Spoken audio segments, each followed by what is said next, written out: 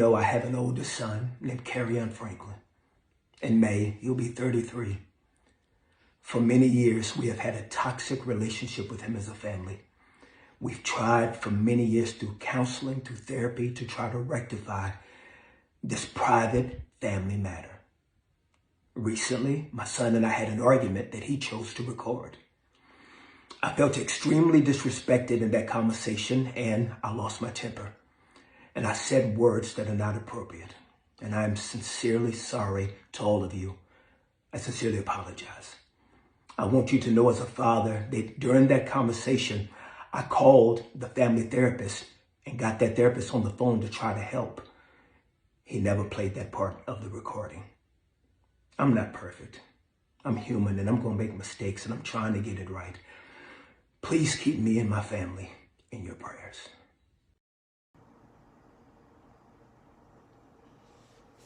Assalamu alaikum. Brother Kirk, say less, man. We with you. We understand. But let me just say this.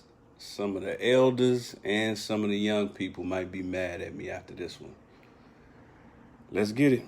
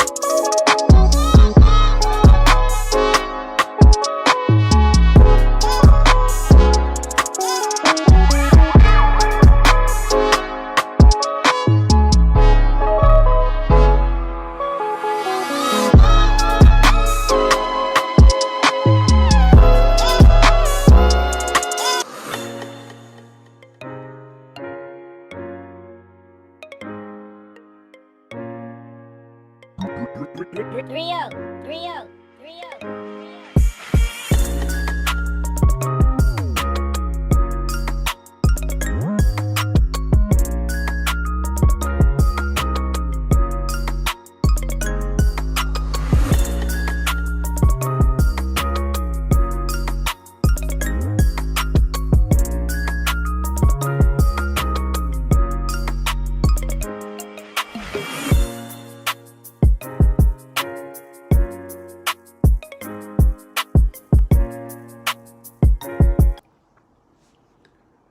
Assalamu alaikum, family.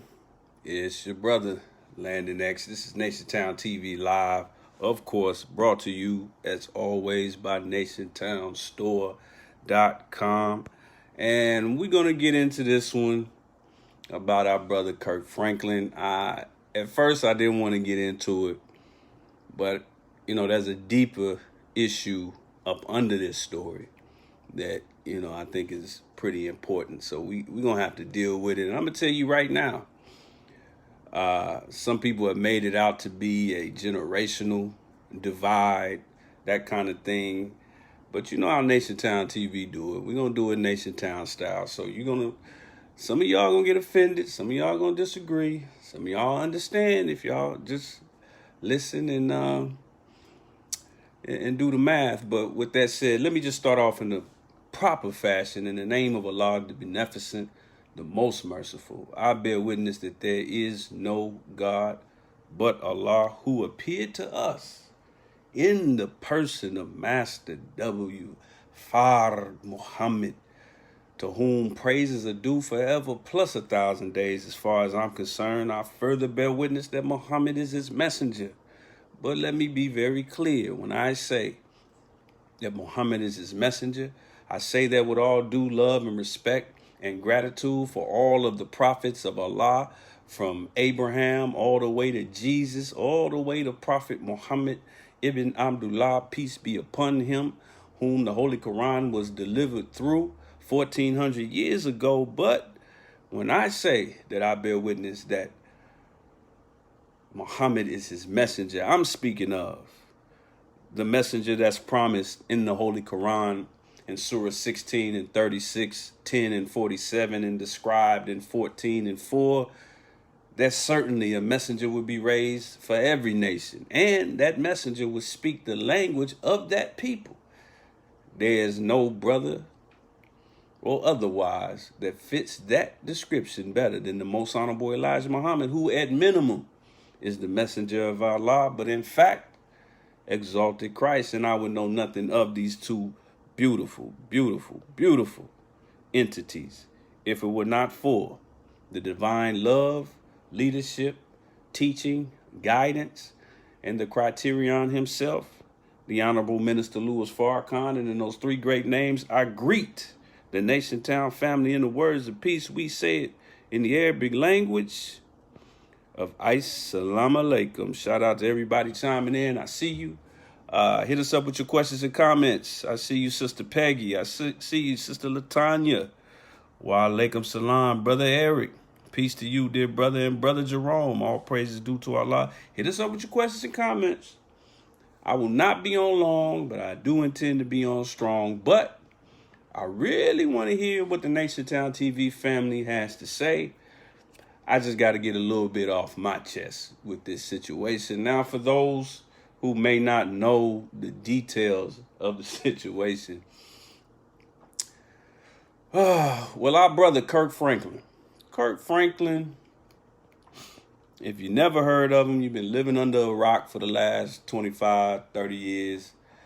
I think the best way to describe him, I think it kind of underserves him to just say he's a gospel singer, because it's not so much his own singing skills that he's been able to benefit from. He's a great composer. He's got an eye for talent. He's really like, and he puts a contemporary hip hop twist to gospel. He's always come off to me like a P. Diddy of the gospel scene. You know, just somebody who's always been, you know, his ad libs are legendary in the gospel scene. You know, it'll be some sister, some brother singing their heart out, and then you'll hear him in the background just like a Diddy. Go ahead and teach. Go ahead. Yeah, tell them about Jesus. You know, that's just his style, you know. I've never been that kind of gospel fan. To this day, man, I can't turn down a good heavy set sister sweating and singing her soul out with about 18, 19, you know, black folks behind her singing their heart out with a organ playing in the background. You know, that's that old Mahalia Jackson type, you know, Mississippi Mass Choir. Man, I'm too black and I'm too country not to respect that kind of music. But, you know, he found a lane in the hip hop or in the gospel scene, adding that hip hop flair to it that really introduced gospel to a whole new generation. He was really on fire in the late 90s. And overall, I respect the brother, and I'm going to show you a couple of reasons why in a minute. Well, here's the bad news. His son, he's got a son who I believe is his first son. I believe his first child overall that he had when he was, you know, just barely an adult. And they've had, as he explained, if you saw that excerpt, I wanted to start off with his apology. What you saw was his apology for what I'm about to show you. He basically went off on his son, and his son recorded it, which was just shady. It was a personal conversation between those two, and he went live and broadcasted it on IG and social media, a very personal, private issue within a family where his father went off on him, which in the black community is nothing. I mean, but it just goes to show a couple of things about how the way children are being raised in the black community has changed a little bit. But again, like I said, I want y'all to hit us up with your questions and comments. Hit us up, $NationTown on Cash App. Keep in mind that when it comes to $NationTown on Cash App, whatever your donation is, whether it's 50 cents or 50,000, you can go ahead and put your whole stimmy on that. A portion of that goes to our Meal in a Message program. Yes, ma'am, is what we call it. Meal in a Message, where we provide healthy meals and personal care products for our people in the community. All wholesome food, the same manner of food that we would give ourselves, as well as PPE products. So definitely hit us up with that as we go further. But I definitely want to hear from the Nation Town family. Please, I want to hear from y'all on this subject. But before we go any further, let's hear and see the video that his son, I believe his name is Kerryon, that he posted. What was interesting is that the video is a video of his phone. So he just happened to have a second phone on his person, almost like he expected to trigger a response from his father that would be that he thought would be a bad look for his father. But without further ado, let's listen. The video doesn't show much. It just shows the fact that it's recording a phone, but it does say a lot. and let me give you a little disclaimer, a little warning. Almost 99% of the Nation Town family is Aboriginal. And some of you, your memories growing up as a child may be triggered. Any flashbacks or cold sweats that this video may cause is not the responsibility for the Nation Town TV family. We'll pray for you, and we hope that you get over it. But go ahead and listen to what our brother Kirk had to say to his firstborn. Okay, if you think I'm really good, let me say it like this. When your bitch ass starts saying some shit that disrespectful, you need to get your skinny motherfucking ass back out the goddamn way before I put my foot in your ass. Because I dare you. I dare you. I dare you. I dare you. Shut the fuck up. I'm old. What's up? I will punch your neck, nigga, if you ever disrespect me. I did it.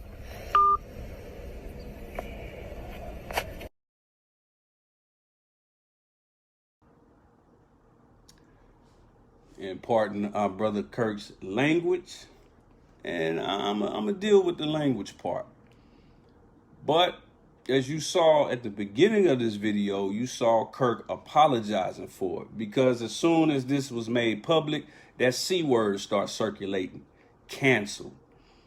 And listen, man, I don't want to really hear nothing else in the black community about canceling, because I have yet to see a situation where that cancel culture really came up out of our community. It seems to be like every time a black celebrity is being nominated to be canceled, it's almost like I can hear the conversation of some Caucasian or some Jew or somebody saying, hey, you know what? He did this and did that. Y'all should cancel him. So let's chill with that. But he felt the need as a gospel singer, as somebody who obviously his whole career is built off of not his reputation as a Christian, but making good Christian music. So he felt the need to apologize when it really wasn't his fault that it was made public. Now, I would say at least 80 to 90% of the responses that I've seen on social media is not judgmental of Kirk.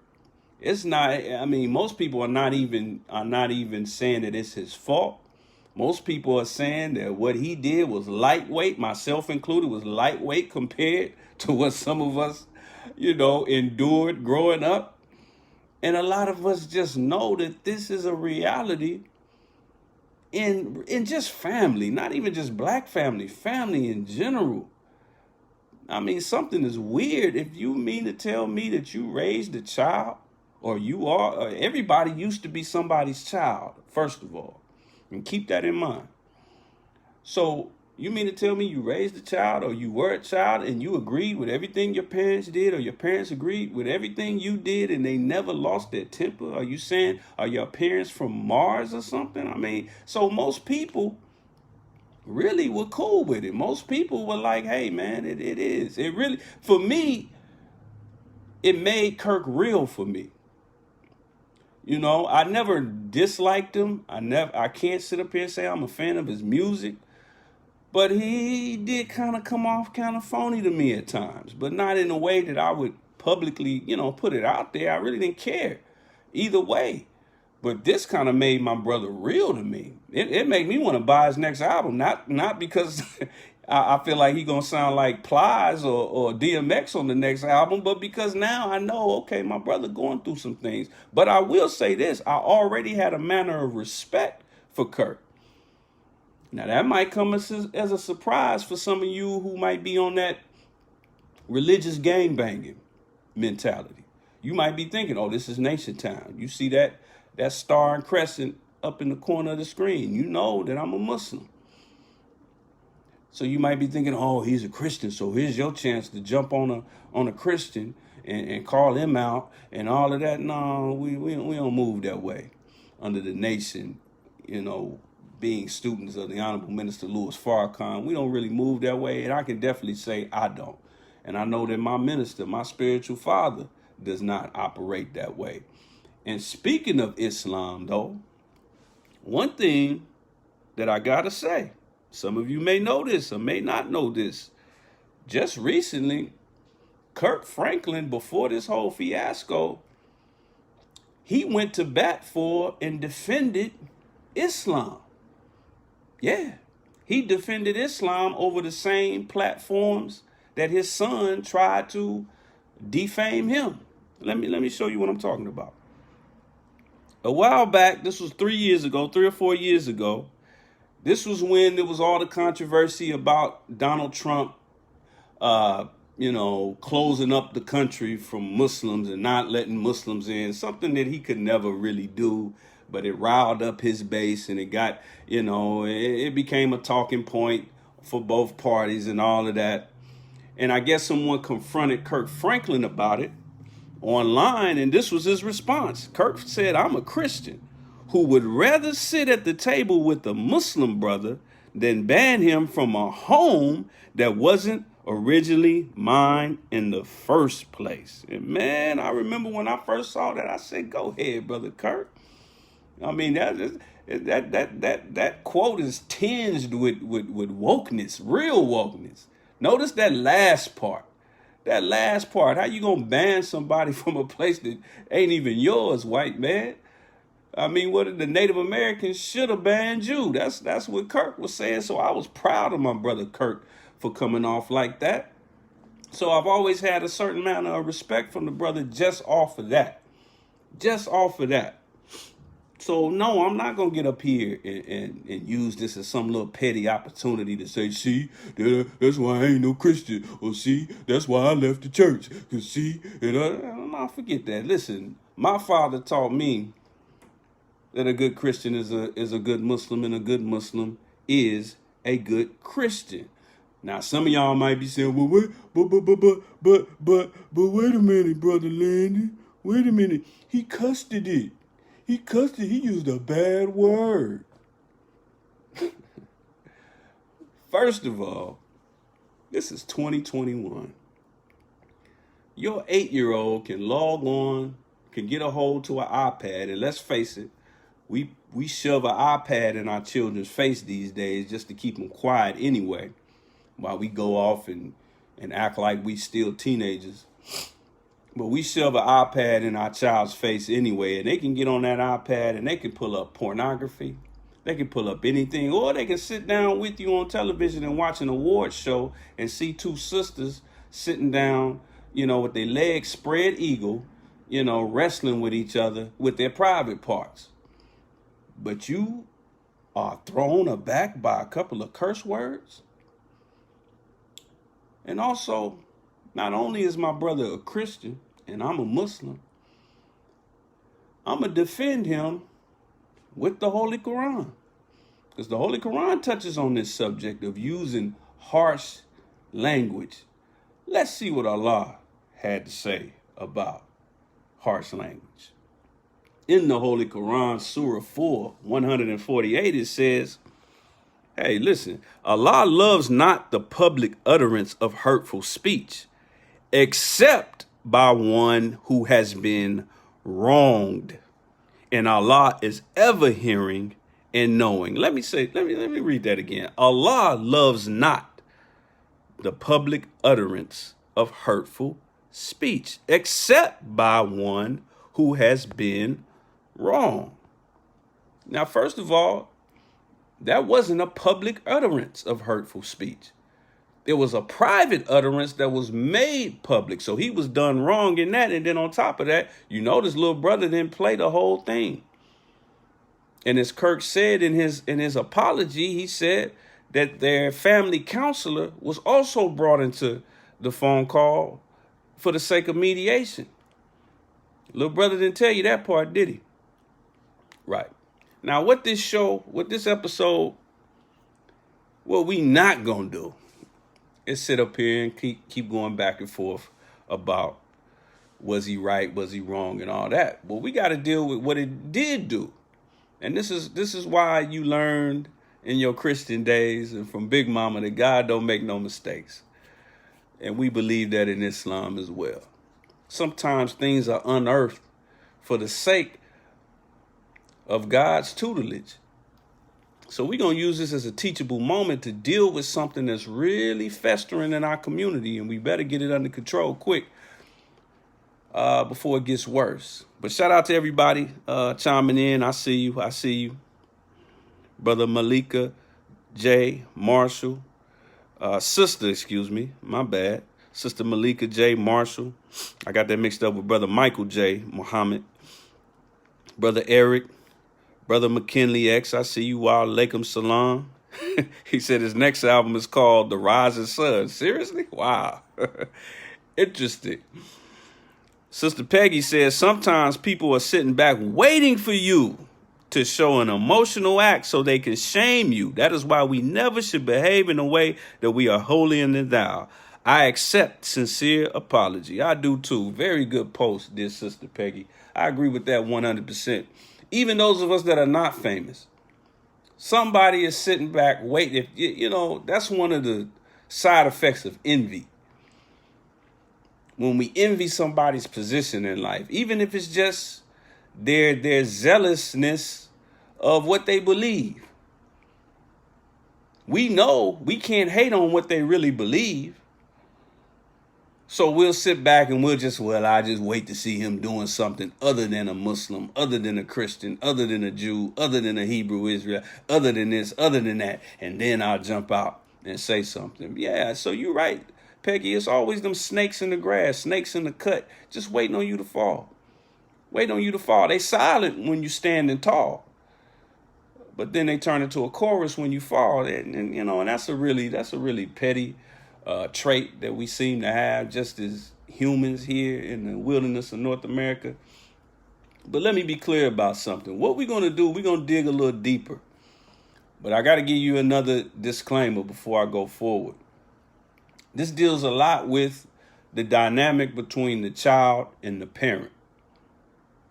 However, I'm not speaking from the position of a parent or the perspective of a parent. I'm speaking from the perspective of something that we all were at some point. And that is the perspective of a child and their relationship with a parent. And I think that's something that we kind of overlook, that we definitely overlook once we become parents. We act like we go through a portal and somebody flashes that Men in Black light in our face, and we act like we were never a child. We were never dumb. We were never ignorant. We never made dumb mistakes. And we talk to children like, like they invented stupidity. So we do that kind of thing. I'm not going to do that because I'm coming from the perspective and going back to my own childhood and what I just know just by interacting with young people and knowing back when I was young. Now, technically, just barely, I'm in the generation that they call the millennial generation. I'm just barely in it. I just slid up under the door like them Indiana Jones movies. But I'm in that category. But it's a lot of hypocrisy on both sides, the elders and the youth. Now, mind you, his son is a whole 30-something-year-old. He's 32 or 33 years old. We're not talking about a 13-year-old. He sounds like it. What he did was something I would expect from a 17, 18-year-old, and therein lies possibly the problem. But it's a lot of hypocrisy on both sides, and we're going to deal with that real quick, if it be the will of Allah. Shout out to everybody chiming in. I see you, Sister Angel. All praises due to Allah. Brother Jerome said Kirk responded to his son's disrespect. He's only human. That's real. Wa alaikum salam, Brother Orlando. All praises due to Allah. He responded, man. And ain't nobody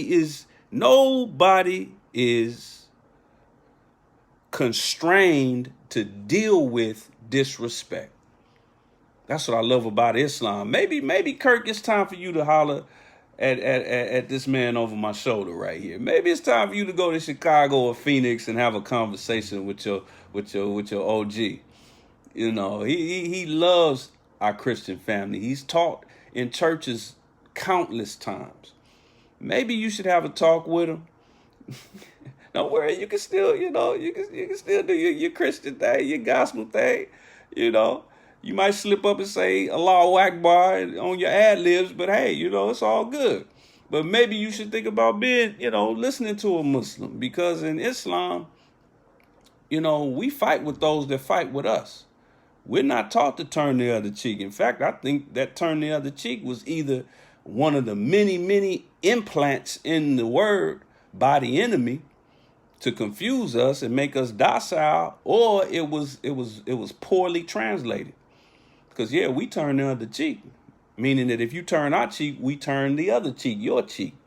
So we don't believe in getting punked. We don't believe in getting disrespected. We just know how to handle it in the best manner. And sometimes the best manner is to come back with just as much fire. And as you saw in that scripture from the Holy Quran, and let me show that again, because that's so valuable.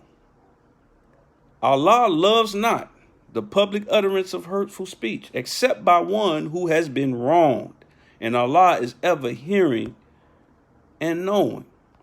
See, Allah is a proponent. He is the author of freedom, justice, and equality.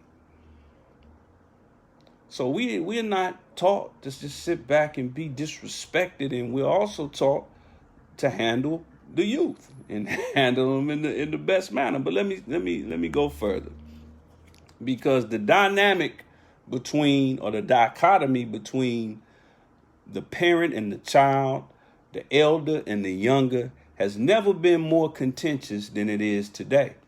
And that's not a coincidence. It's not a chronological coincidence where it just happens to be that way. There's a very good reason why it's that way from both sides. And we're going to touch on that. So that's why this is bigger than just Kirk Franklin and his son that nobody ever heard of or knew about until now. And his son also, I found out in my research, his son has a history of going to social media and saying things. Like a couple of years ago, he said his daddy was trying to kill him. And maybe Kirk said that. I think my mama told me that a couple of times. Hey, man, it go down like that sometimes. It go down like that. But let's go deeper. And what did this unearth about our community that we need to deal with? Let's take Kirk and his son out the way Allah used them in the way that they needed to be used. Now let's deal with the situation. Now, first of all, what that dynamic between the elder and the young these days, and when I say these days, I'm really talking about the last 30, 40 years. Because we like to talk about eras and generations like they 3 years at a time. No, a real generation is about 30 years. And whatever generation does or does not do is directly correlates with what happened before that. Unless you still believe in the stork or something. And some of us really believe something. There's some grown folks out there, 40, 50 years old, who think children come from Mars or something. Like, oh yeah, this child is the way they are, unless that child does something good. Now let the child get drafted to the NFL. Let the child make a perfect score on the SAT. Then the parents stick their chest. Everybody, the cousins, the uncles, the preacher, the minister, everybody stick their chest out and say, oh yeah, I produced that. But when the child does something we don't like, now all of a sudden, oh man, I don't know, oh man. We use such non-possessive language. Them, they, those, this generation, these days, them. We talked about that before on Nation Town TV. But then what the last generation produced was a generation of what they call millennials, who have been convinced, in my humble opinion, by the enemy, who lost control of his children a long time ago. And the only reason they listen to him at all is because he got them on a trust fund. And they don't want to get written out of their will. But the enemy has put this in the millennials' head that it's on them to change everything about life in this world. Now, I personally believe that Allah, God, did put something special in the young people, especially those who have grown up in the last 30 to 40 years. I do agree that is the Joshua generation, but we're going to talk about that in a minute, because we need to parse Joshua generation, especially for my brothers and sisters in the nation who have heard that before. So Allah did put something in them that he probably didn't put in generations before, a fight in them, a warrior spirit in them that wasn't in our parents and wasn't in our grandparents to a certain degree. But some of us, that's a blessing for our young people, but some of us abuse that blessing. Some of us want to use that for anything that we just don't want to do, or something that we just don't feel like doing. But let me start off, just to be fair, with what produces a child that would do something like that. Now, let me say this again. I don't know the whole story. Little brother didn't tell us the whole story. Well, I can't even call him little brother. He just act like a little dude. But, he ain't that much younger than me. Dude, 32, 33 years old. But the brother, he gave us a little snippet of a phone call that I heard was as long as 2 hours. And it involved other people. But what leads to the kind of disrespect that would make a son put his father out there like that, knowing exactly what kind of industry his father is in and the reputation that his father has? Well, first and foremost, let me first start off like this, because I'm going to look at it from both perspectives, the child and the elder and the young. Let me start off looking at it from the young perspective. And shout out to everybody chiming in. I see you. Brother Eric says, no, I was joking. Oh, he was talking about the title of his next album, The Rise of His Son. He said, but truth be told, his son never had the fear of God placed in his soul. If he did, he would have never did what he did. Although my dad is no longer present, I still respect his every being. I know that's right. My son would never do that because he respects God, me, and that ass whooping you're about to get when I see him. Praise be to Allah. Sister Peggy said, brother, a lot of prayers want to be... Ooh, Sister Peggy, you read my mind. Sister Peggy said, a lot of parents these days want to be friends with their children and not discipline them. Yes, ma'am. Now, check this out. Again, let me start off kind of from the young perspective, because I hear a lot from elders And I got to stop myself sometimes from saying it. And I always heard it when I was a child. We don't even call them human beings. We call them kids. We say, these kids these days. I know everybody watching heard that before. What bothers me, first of all, is the non-possessive language in that. First of all, like your kids, your children, they're children. They're human beings. They're not baby goats, but you act like your children were delivered to you on the doorstep from Amazon or something. You didn't even order it. And they came pre-packaged, pre-set with all of their mannerisms, whether negative or positive. You know, it was all just set in there, and you were just burdened with the responsibility of feeding them and clothing them and putting a roof over their head.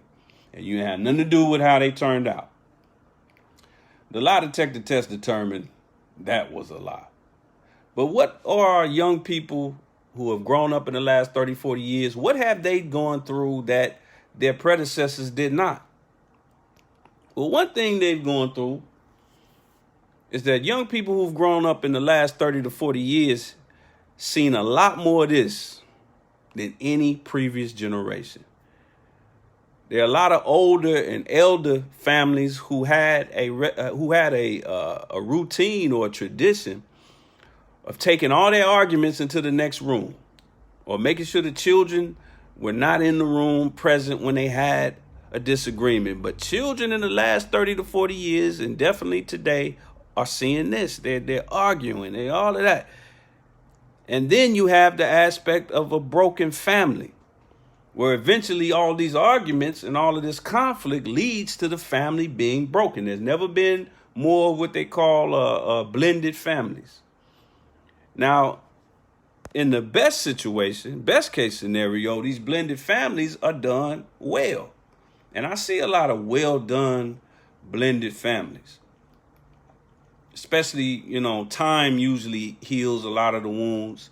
But when the moment where those families are broken, what happens? Sometimes even before the family is broken. And some of these families today, and in the last 30, 40 years, they're not necessarily broken. Daddy is still there. Mama is still there. But it's a lot of hemorrhaging families. You know what hemorrhaging is? Hemorrhaging is when you're bleeding internally, not externally. So they're in the family. It's all this arguing. It's all this enmity. When the child is with the mama, she's slack talking to daddy. When the child is with the daddy, he's slack talking to mama. I don't know why your mama dressed you up like this. What is wrong with her? Boy, I get so tired of her. What you haven't ate all day? Your mama didn't feed you? God, you might even call that child's mama out of their name in front of that child. Man, this B don't ever do what I tell her to do. She don't respect nothing. Oh man, all right, I'll take you to McDonald's. That's another problem right there. What do you feel? What are we feeding our children today? There are less and less real cooks in the household no more. So we feeding them this poison with all this MSG and salt and chemicals that go straight to their emotions. And then we wonder why later when that child gets older, the child seems to have a lack of respect for either parent. But the child grew up hearing a lack of respect for both parents. Mama telling a child, your daddy don't even care about you. He out running with that little hussy, and you don't even have no new shoes on your feet. You think that don't go deeper into that child's mind? Here's what we think. Oh yeah, child gonna take my side because I'm building their father or their mother out to be a villain. But really what that's telling the child is thinking, well, hell, it's free. It's an open market for both of y'all. What they call it is both of y'all are fair game. Neither one of y'all command respect. Y'all don't respect each other. Why'd I need to grow up and respect y'all? I grew up hearing that all day. I used to try to turn up the cartoon just to drown out you calling mama the B word and you calling him a sorry ass nigga. No. Yeah, and now I'm 17, I'm 19, I'm 20, I'm 25, 30. And now you want respect? Tell mama that. Now you won't respect mama, tell daddy that. I'm not making excuses. I'm just saying. I'm gonna get to the elder side, but I just gotta put it out there. Another thing, children have a front row seat to your hypocrisy. I'm gonna let that one sink in. Children have a front row seat to they got a backstage seat. They backstage, they see all the inner workings of your hypocrisy. And from a religious standpoint, you get up, you go to church, you in there, TD Jakes up there teaching, you got on your Sunday's best, praise Jesus in the name of Jesus across the street from Jesus, riding shotgun with Jesus. And then y'all listening to Plies on the way home. Y'all listening to Cardi B on the way home. And then mom and daddy get into an argument. And now mama's all kind of B's and sorry A's and all of this. And now daddy is a B ass nigga and all of this and all of that. See, your children, they got a front row. You think he just sitting up there with his headphones on the iPad? You think he just watching that cartoon? Yeah, he is. She is.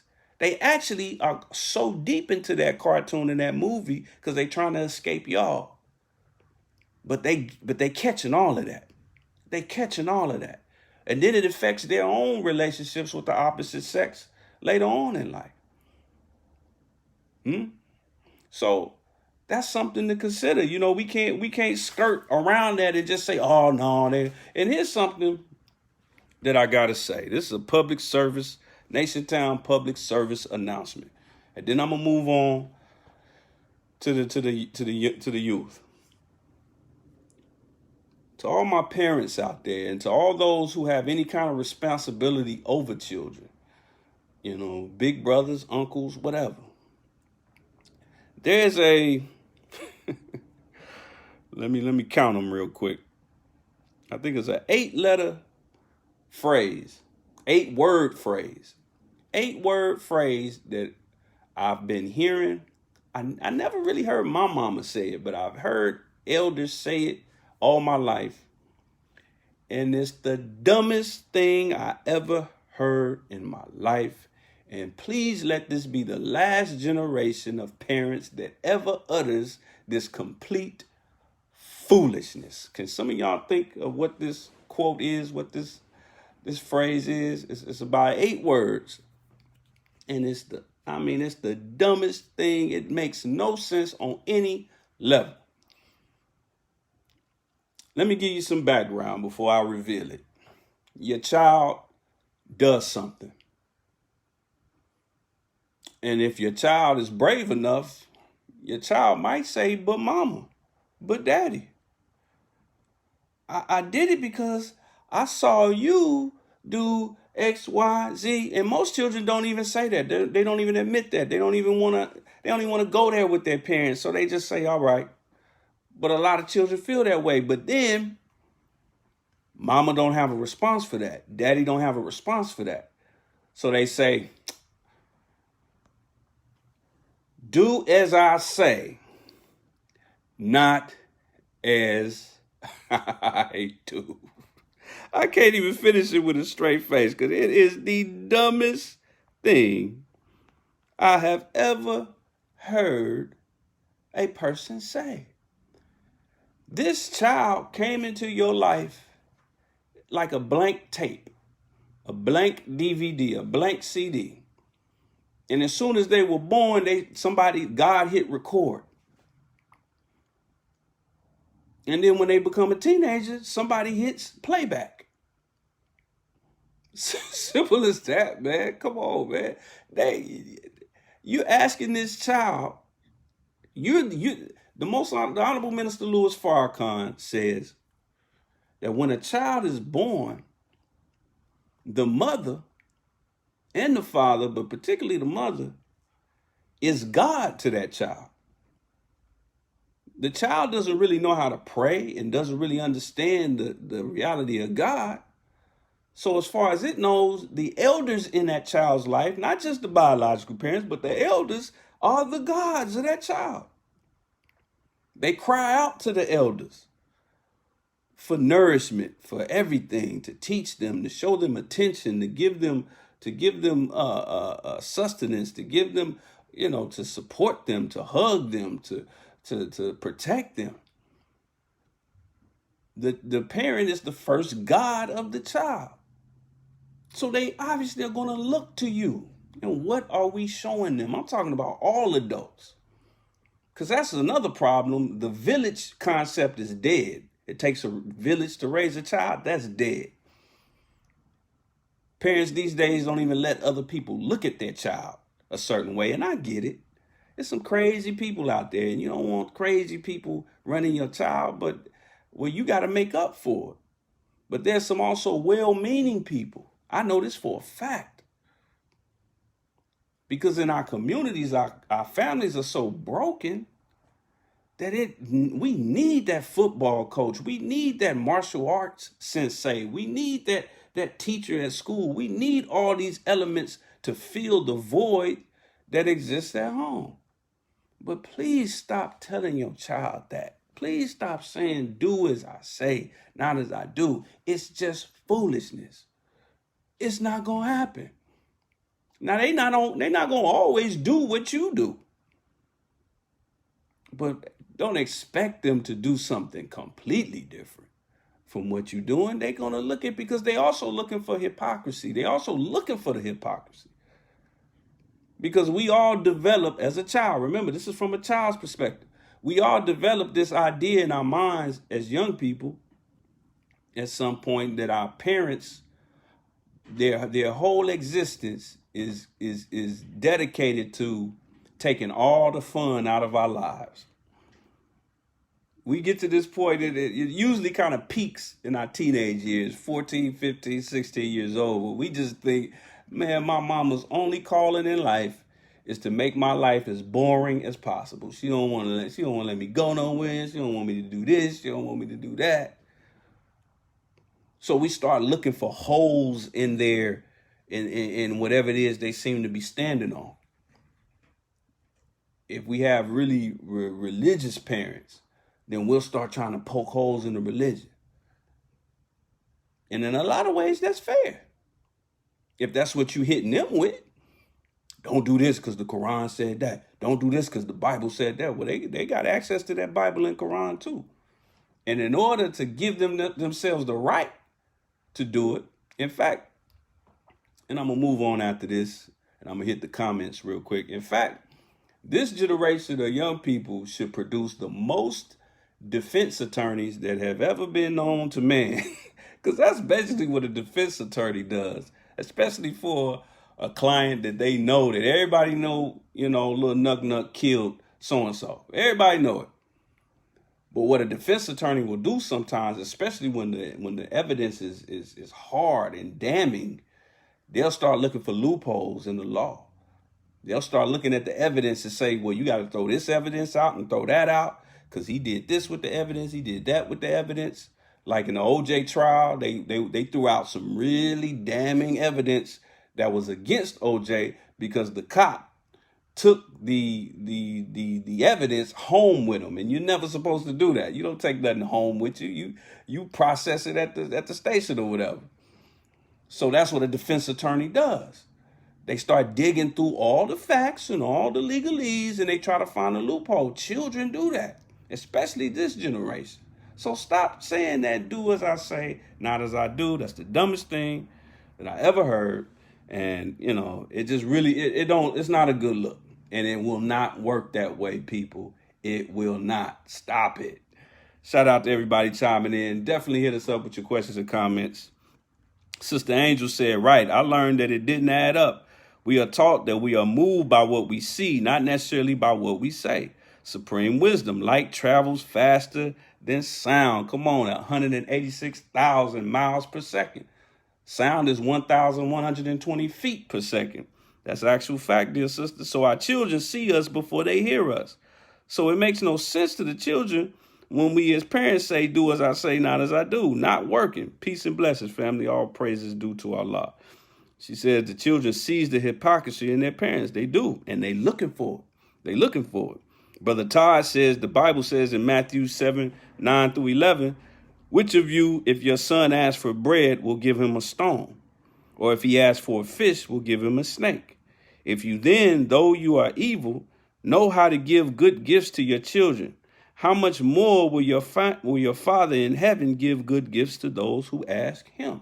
So, you know, it is a tightrope act. And man, let me say this before I, you know, as I shift to the elder perspective, because I feel like J. Cole. I'm a middle child. I'm kind of right in the middle of two crazy generations.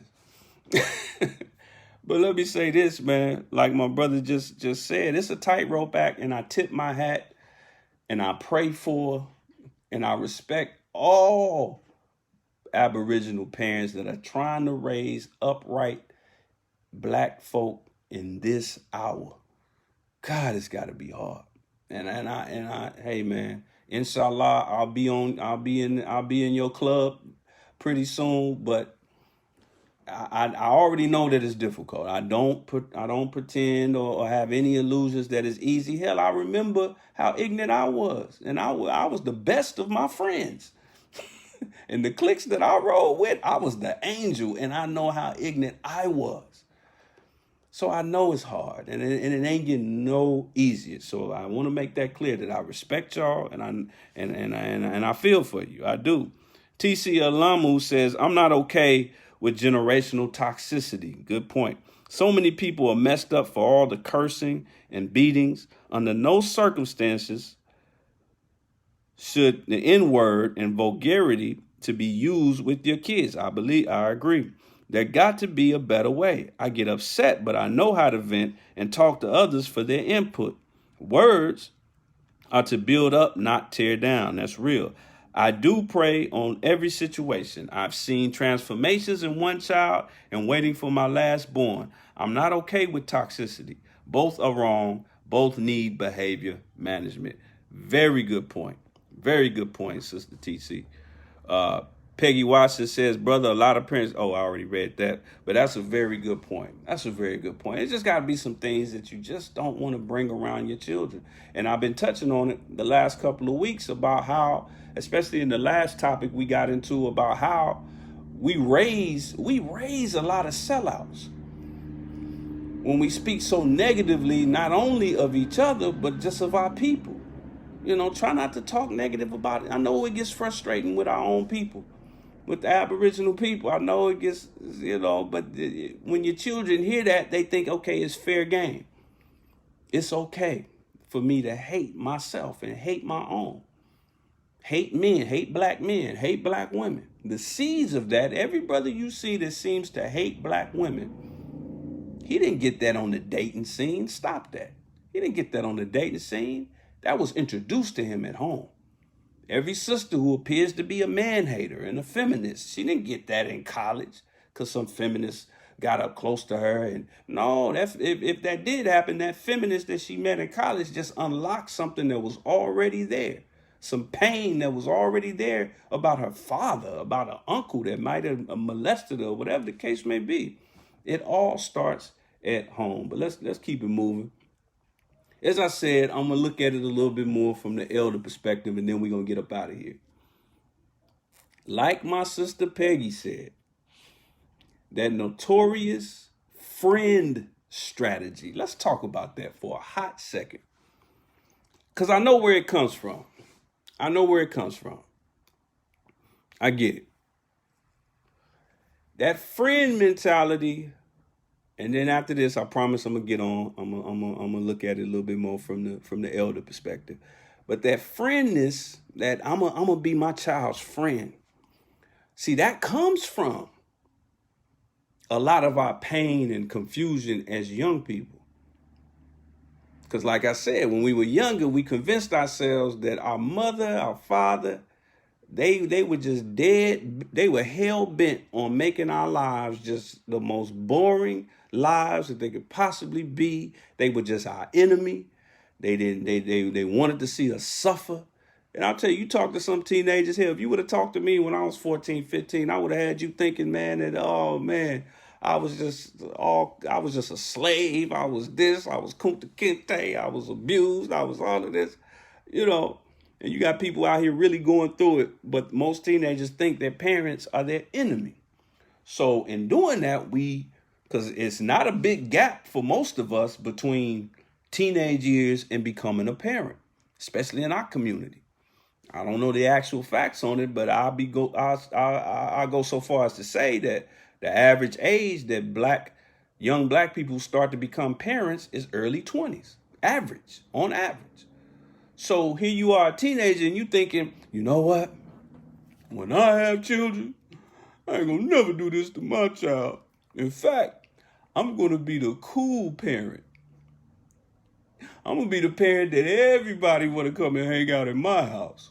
We gonna go out to eat every day. We ain't gonna sit up here and eat no hog maws and stew and bean soup. We gonna go out. We gonna go to Cheesecake Factory every day. And we have, because I want my child, if they're gonna do drugs, if they're gonna have sex, I want them to do it under my supervision.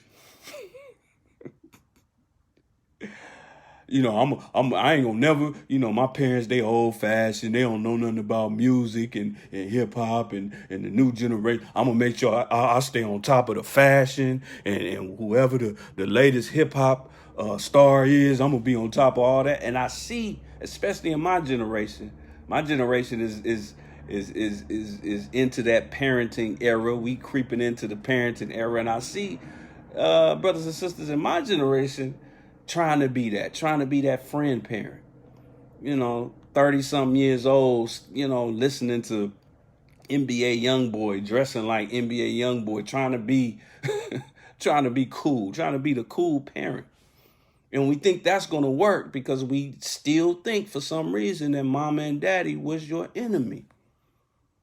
Listen, man, even if your mama and daddy just had an ounce of real love for you,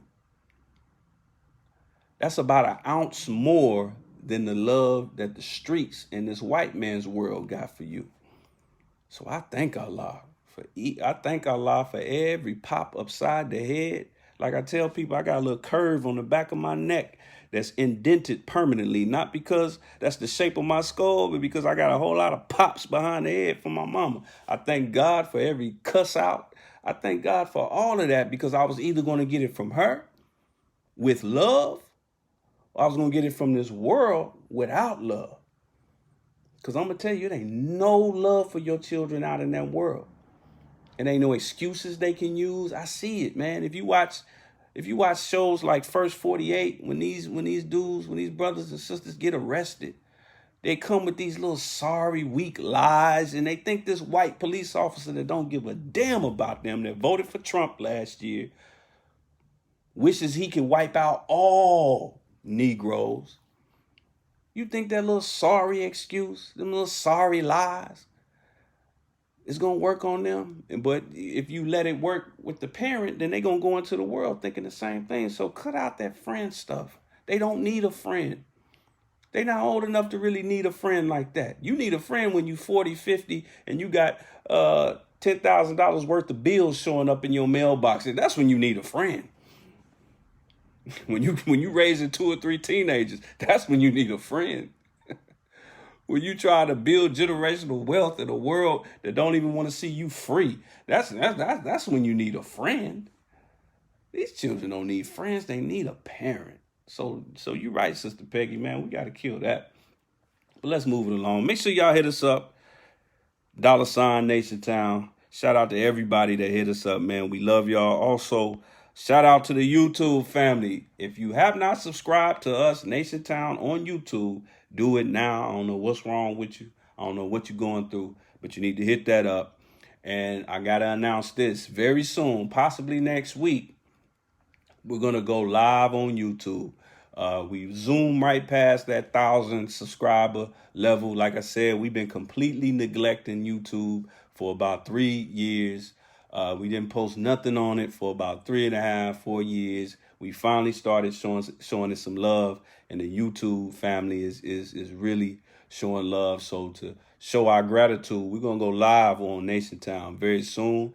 And if I get comfortable with it, that might be the main hub for Nation Town TV. So definitely make sure y'all check that out. But moving along. Shout out to everybody chiming in. I see you. Brother Brandon says, we have to teach our children to be good people by being good adults. This means we have to show them through our actions and self-development.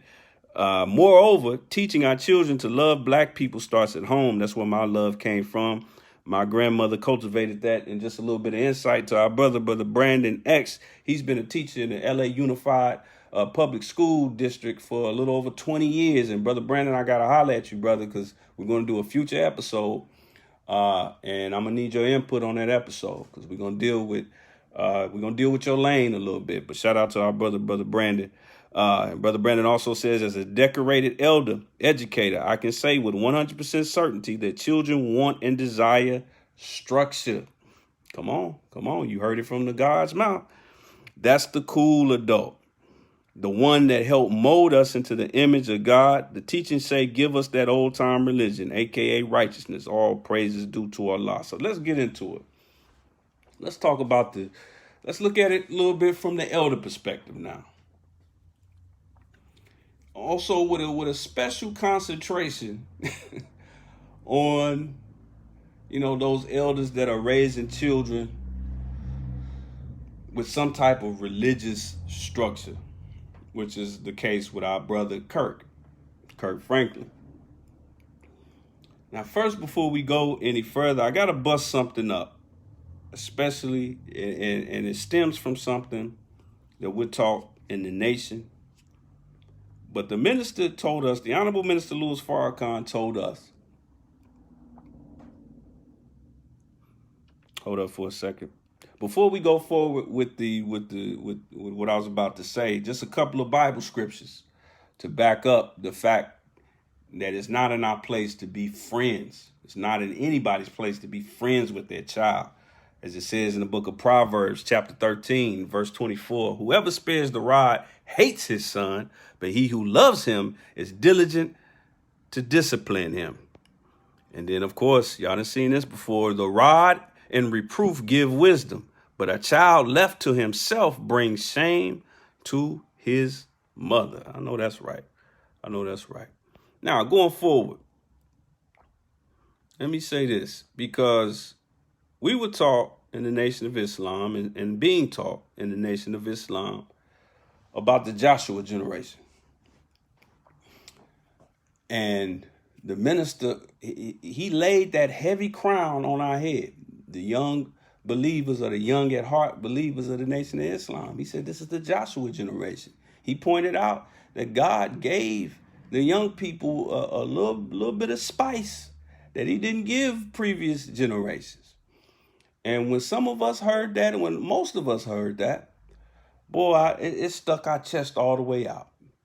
Now, there's two things to learn from that. First of all, the minister always uses possessive language when he talks about the youth. That's why we love him. That's why generations of young people have always loved and respected the Honorable Minister Louis Farrakhan. He taught the afros in the 70s. He taught the jerry curls in the 80s. He taught the high top fades in the 80s and 90s. He taught the Allen Iverson braids in the early 2000s. And he teaching the skinny jeans today. And they all love him and respect him because he takes possession of them. Even when he reproofs them, he takes possession of them. So when we heard the Joshua generation part, boy, the young believers was like, yeah, we the Joshua generation. But some of us took that and sat down with it. Like we just waiting on our turn. Like people are just supposed to give us something. Like we're entitled because we the Joshua generation. Stop that. The minister said in a believers meeting, I believe it might have been a public lecture, that when he speaks on a subject, especially on a scripture, it's up to us to parse that scripture and dive right into it. He's pointing us in a direction. I know even though the average Minister Farrakhan lecture is 4 hours, he can't get into everything. He can't hold our hand to everything. And the moment is fast approaching where he won't be in our midst at all for a time. So when he mentions something from the scripture, our next move should be, yes, sir, and run into it. So when you talk about the Joshua generation, there's some mathematics that you got to realize with Joshua generation. First and foremost, Joshua generation deals with the book of Numbers, when Moses sent out 12 spies to spy the future promised land, Canaan. And it says here in the 13th chapter that the Lord said to Moses, send men to explore Canaan, which I'm giving to the Israelites. Send one leader from each of their ancestors' tribes. And there were 12 tribes. And then it goes further. Before the Egyptian city of Zon, when they came to the valley of Eshcol, this is when they were in Canaan. Now, these spies consisted of the youngest and brightest from each tribe, including Joshua and Caleb, and then 10 other ones. When they came to the valley of Eshcol, they cut down a branch with a single cluster of grapes, so large that it took 2 of them to carry it on a pole between them. They also brought back samples of pomegranates and figs. So I'm going to stop right there for a minute. It's a little bit more, but I'm going to stop right there. Now, you got to understand, there's a lot of poetry in the Bible. Why are they talking about grapes? Why are they talking about pomegranates? These are all fruits. So these young warriors went into Canaanite just to spy it out, just to recon, just to see what's going on. And they became so enamored by the grapes and the fruits of this world. Mind you, their goal is to eventually take this land. But they sitting up here just gobbling on fruits, mouth just covered in grape juice, just dripping with grape juice and pomegranate juice. They supposed to be there spying and doing the math on how they gonna pull up and how they gonna pull off this coup. But they worried about some grapes. Let's keep it going. Let's keep it going. And then came time for the scouting report. This is the point where they came back to Moses to tell them what they found in this land. After exploring the land for 40 days, that 40 is so common in scripture, the men returned to Moses, Aaron, and the whole community of Israel at Kadesh in the wilderness of Paran. The wilderness of Paran. They reported to the whole community that what they had seen and showed them the fruit they had taken from the land. This was their report to Moses. Now, here's the thing. They got to talking, running their mouth about the fruit. Man, the fruit's so big. The fruit, I want you to think about fruit in this context as like all the little luxuries of this enemy's world. The way he does his financial markets, the way he, his material things, his big pretty cities and, his world. He makes his world very fair seeming. And these young warriors were falling in love with that world. And they got to going in about that. And Caleb got upset. Caleb, he steeled them. Steeled means he told them to shut up is what he told them. He told them to shut up. And he said, listen, Moses, let us go. Let us go take this land. I ain't come up here to talk about no fruit. You told us we going to take this land. We gave you the information. Let's go get it. Caleb was about that life. But it says, but the men that went up with him said, we be not able to go up against those people, for they are stronger than we. See, they got so drunk off of that fruit that now they think they're so much stronger. And they brought up an evil.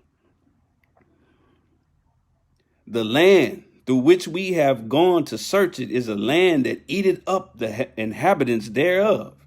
And all the people that we saw in are men of great stature. They so big.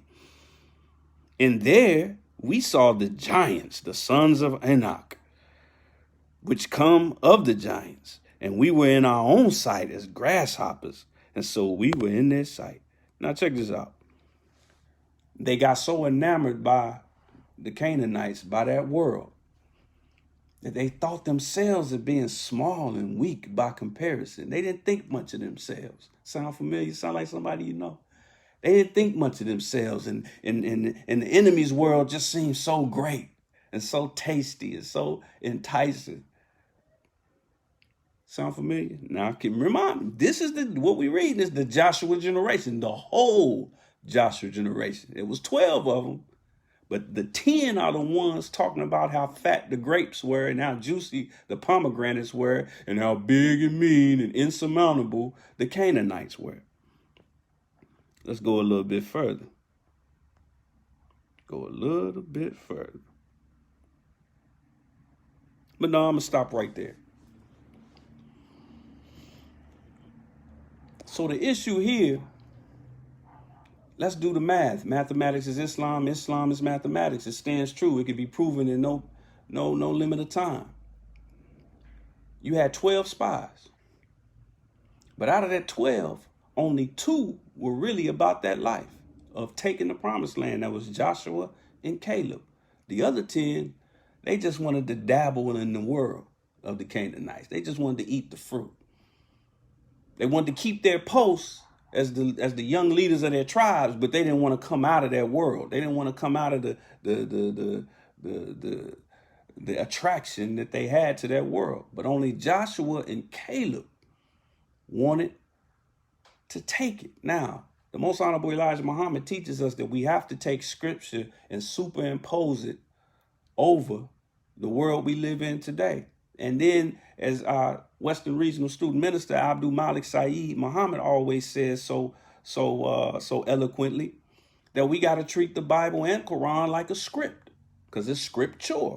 It's like a script. So you got to cast the characters. You got Joshua, you got Caleb, and then you got them 10 them 10 weak spies. Now I'm here to tell you, Joshua's role is already taken. In my humble opinion, that's Joshua right there. Now you can be Joshua-like, but that's Joshua right there. So the role that's really fit for us at best is Caleb. The one that told them to shut up and let's get it. I like Caleb. And then here's another point.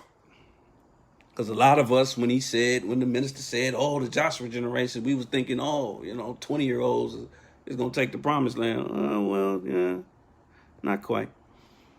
In the book of Joshua 14:7, it points out, this is Caleb talking. He says, 40 years old was I when Moses, the servant of the Lord, sent me from Kadesh Barnea to spy out the land. And I brought him word again as it was in mine heart. This is Caleb. He said he was 40. And Joshua was just a couple of years younger than him. So these weren't no babies. And again, this is Joshua. He comes in a volume of the book. So the best we can do is be the Calebs. But if you're not careful, my fellow young people, we might turn out like them 10 weak dudes with grape juice dripping off their mouth, talking about they look like giants and I feel like a grasshopper. Play your part. Play your part. Now moving along. Now there's something else. Shout out to everybody, child dear. All praises due to Allah. Something else I want to touch on. I keep seeing a meme. Now this is where, if I ain't got y'all mad at me yet, this is where some of y'all gonna get mad at me. And many of you are gonna disagree. There's a meme floating around social media that's kind of pushing this agenda that I don't really agree with. I agree with it to a certain degree. But it says a lot about the young generation right now and how most of us think. Not all, but most of us think. There are a few of them. It's a few memes floating around there where it's arguing the point that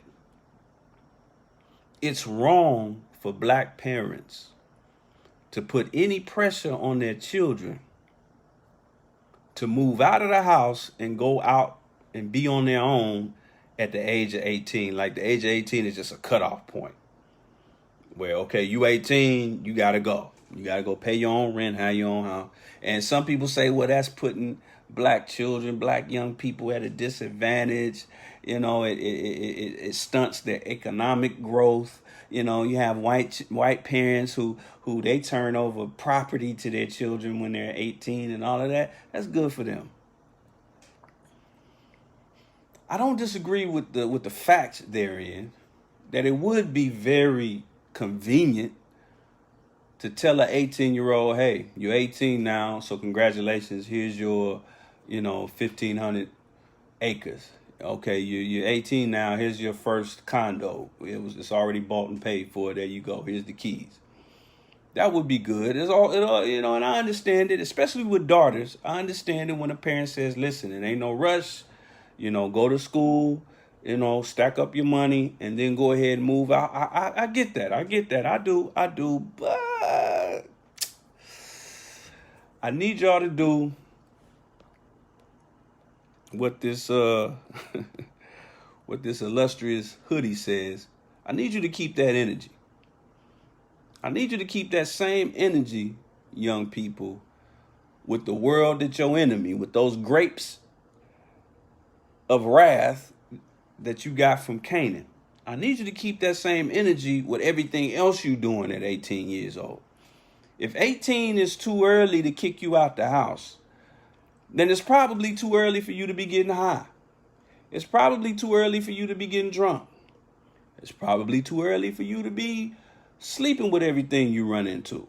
Maybe it's time to stand up straight and stop bending over. Maybe it's time to get up out of, old girls' DMs, or get up out of drawers, or whatever you're doing. If you too young and feeble and incapable of taking care of yourself, then you might be too young to be walking around high.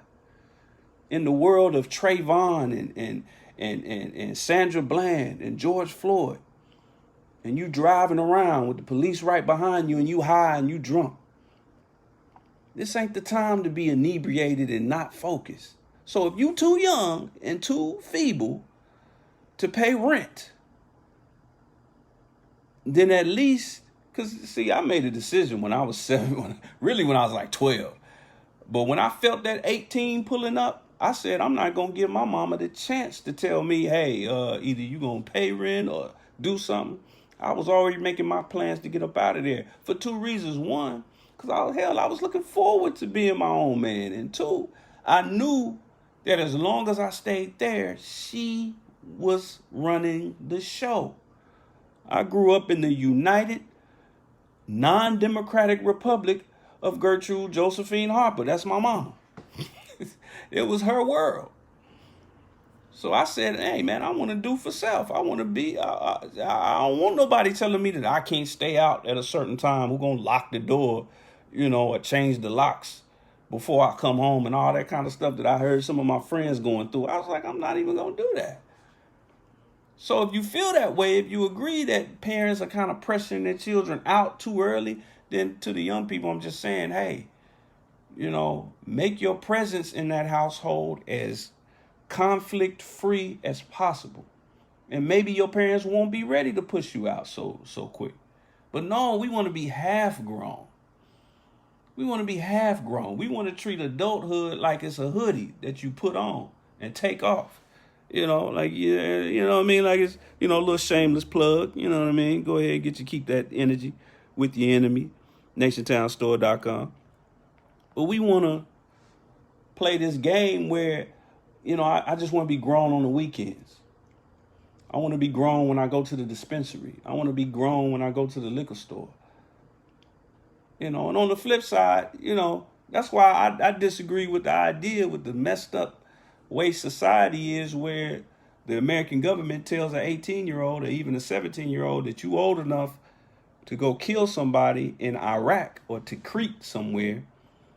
But when you get home on R&R, you too young to get a pack of cigarettes or get a bottle of Hennessy and try to drink off and smoke off all this crazy stuff you just saw in a battleground.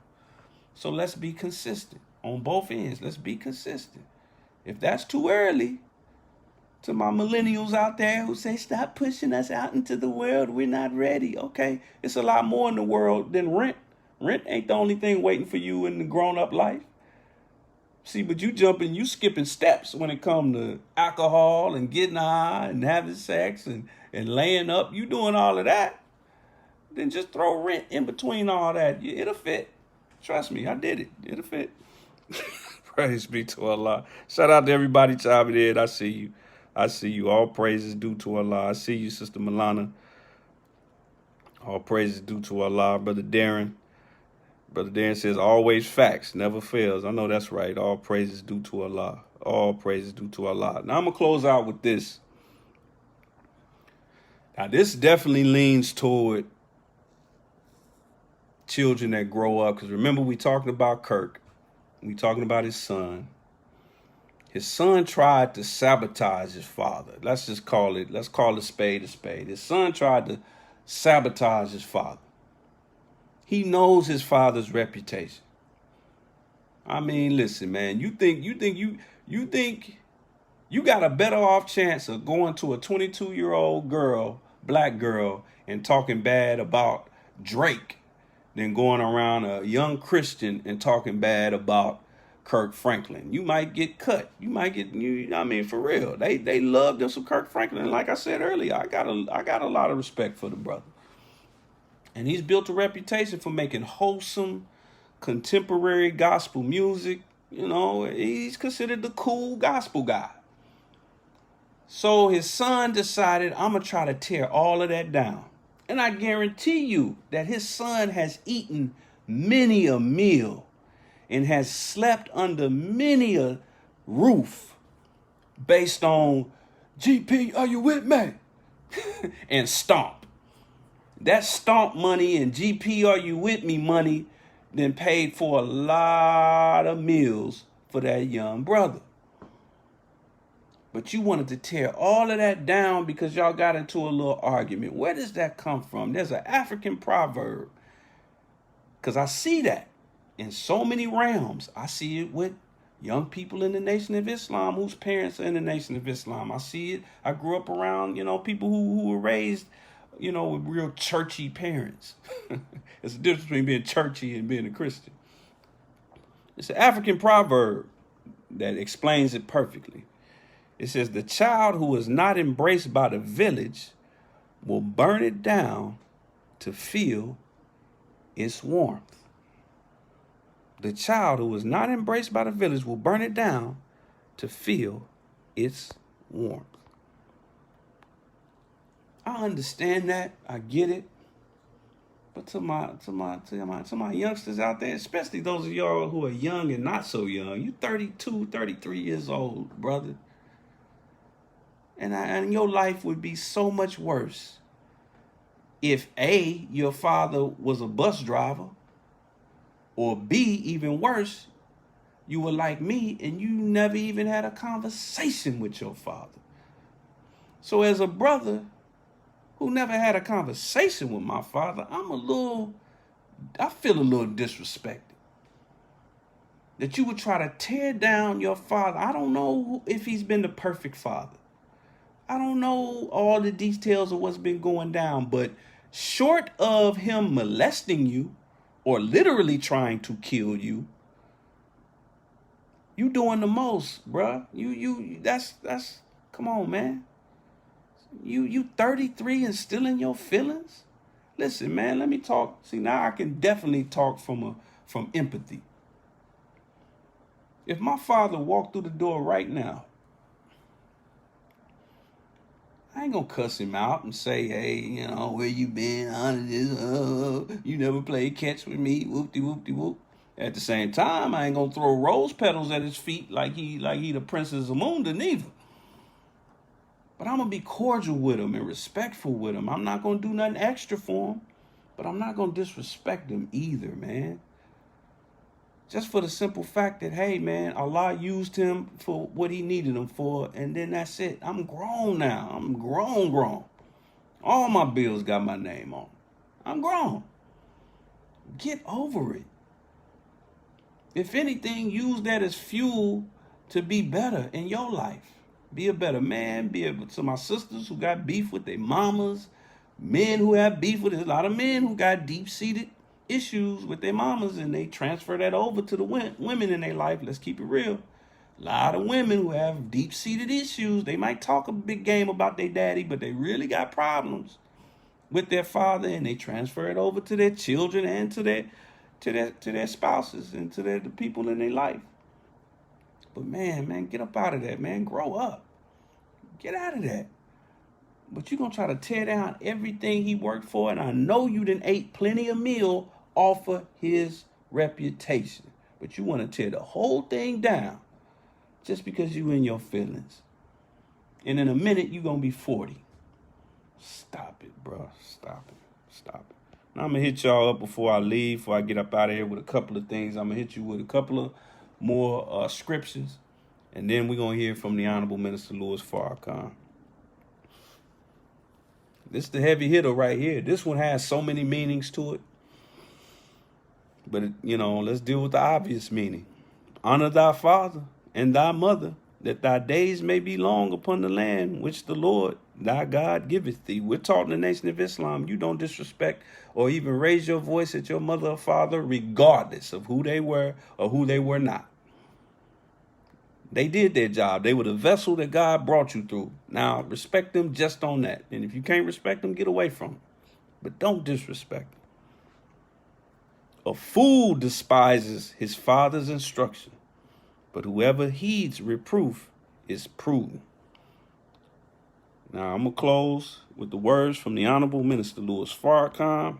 Before we get out of here, I want to thank y'all for your time. I'm going to leave y'all as I greeted y'all in the words of peace of Assalamu alaikum, but stay tuned and listen to the man of God in our midst. Mothers and fathers don't always make you happy. Or whether they make you happy or sad, God does not like it, man, for us to be disrespectful of our parents. He don't go for that at all. And I'm saying this to every one of you: if you want the blessings of God, don't raise your voice at your parents. I'm telling you, even if you think you're right, lower your voice, because right is loud enough if it's whispered. But don't raise your voice to your parents. Now, parents, you are in authority over your children. Be sure that you act by them in a just and fair manner. Don't favor one son or one daughter over the other, that you are blinded to justice and always take the side of one against the other when you know that there's wrong on the part of that one because there's something between you and that person. See, once you handle your authority wrong, you force disrespect. But even in a case like that, God says to the child, don't disrespect your parents because they bore you. You owe them that.